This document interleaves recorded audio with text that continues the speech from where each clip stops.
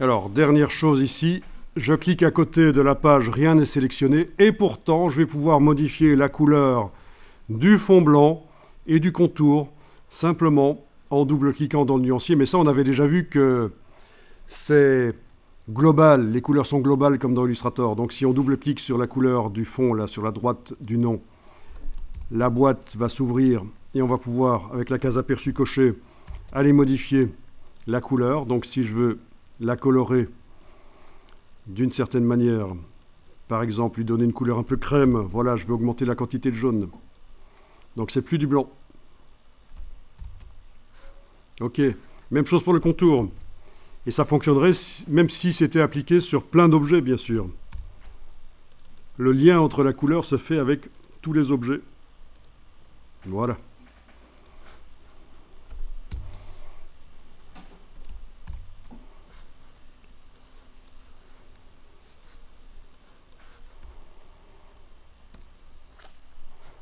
Ah tiens, je vais sélectionner ça et quand même gérer par la palette caractères l'interlignage.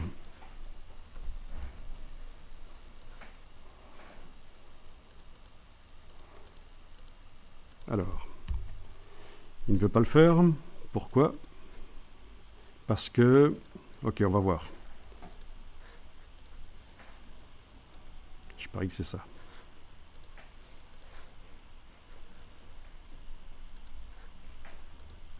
Ah, ben bel exemple. Ça marchait pas.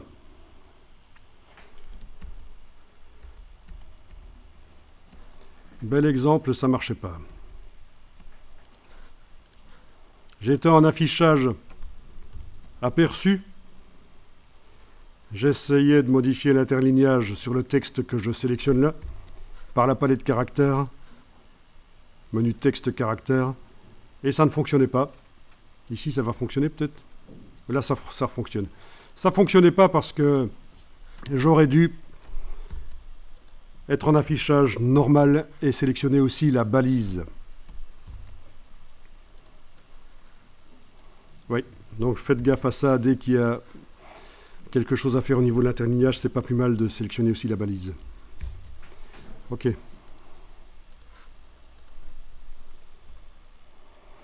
Donc voilà, vous faites de la mise en page de couverture.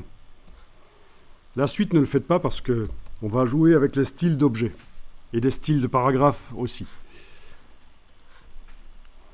Alors peut-être que vous pensez que c'est difficile de faire des couvertures. Il y a des astuces.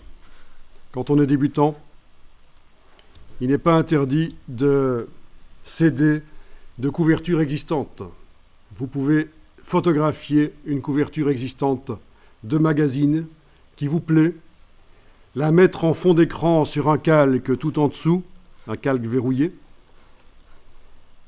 et par-dessus, vous vous inspirez, vous remettez au même endroit le titre, au même endroit les différentes choses. Il ne s'agit pas de refaire la même couverture, il s'agit juste de s'inspirer pour trouver les emplacements des choses. Donc voilà, bonne nouvelle. Alors, si on tape magazine cover dans Google, je l'avais déjà fait précédemment. Magazine cover. On tombe sur plein de magazines. Bien sûr, vous avez aussi des magazines que vous pouvez avoir imprimés, vous les avez en main. Il suffit de les photographier. Donc, s'il y a une couverture qui vous plaît au niveau du design, il n'est pas interdit de télécharger l'image, de la mettre en fond d'écran, enfin, je veux dire en fond de document InDesign sur un calque, et de refaire tout par-dessus. Il n'y a pas vraiment de copyright sur le placement des titres et des éléments, en fait. Hein. Vous ne vous faites pas un problème de copyright en faisant ça. Si ça vous plaît d'avoir le titre du magazine dans un rectangle comme ça, etc., n'hésitez pas. Si ça peut vous aider.